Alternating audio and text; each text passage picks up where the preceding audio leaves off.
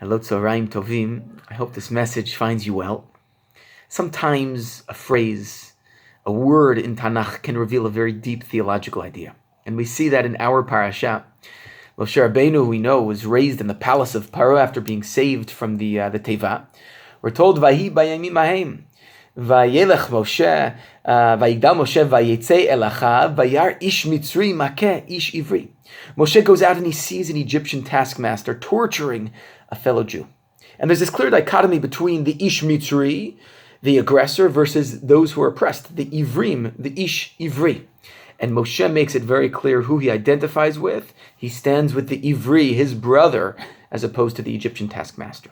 And yet, very strangely, just a few stories later, Moshe has to flee because Paro wants to kill him. And he comes to the well and he saves the daughters of Midian from these aggressive shepherds, and they go home. And Yitro, their father, says to them, "How'd you get home so early?" And they said, an Ish Mitzri saved us from these shepherds. And Yitro says, "Okay, bring him home, we'll give him bread." And he ends up marrying Tzipora. And this is how Moshe builds a family.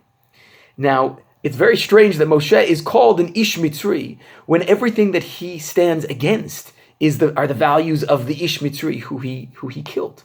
How do we explain this? The Midrash brings a parable and says as follows.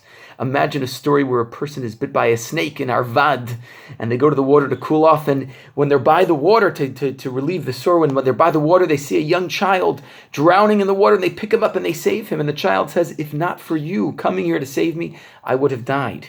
But the person bitten by the snake says, "No, it's not me that saved you. It was the snake that actually caused me to save you." And the same thing is true here. Moshe, who's called an Ish Mitzri, he didn't precipitate this whole event to save the Benot Midian. Rather, it's because he stood up against the Ish Mitzri and killed him, and Paro wanted to kill him, and he ran and he fled to Midian, and he comes to the well, and then he sees these women who are being oppressed by these aggressive shepherds, and so he saves them as well. And so we see here cause and effect. What is the Torah teaching us here? What is the profound lesson that we can learn? And it is as follows, that we need to do the right thing. We need to make sure to stand up for the right causes. We need to have our values determine how we behave in the world and fight for the right fights, and God will do the rest. God will make sure that whatever happens, we will end up in the right place. And that's what it means to have emunah. That's what it means to have courage, gvura. And this is Moshe Rabbeinu. You never know where things will lead. But we have to have emunah to at least do the right thing. And please God, Hashem will guide us and lead us to where we need to go. Wishing you a great day, Kol Tov.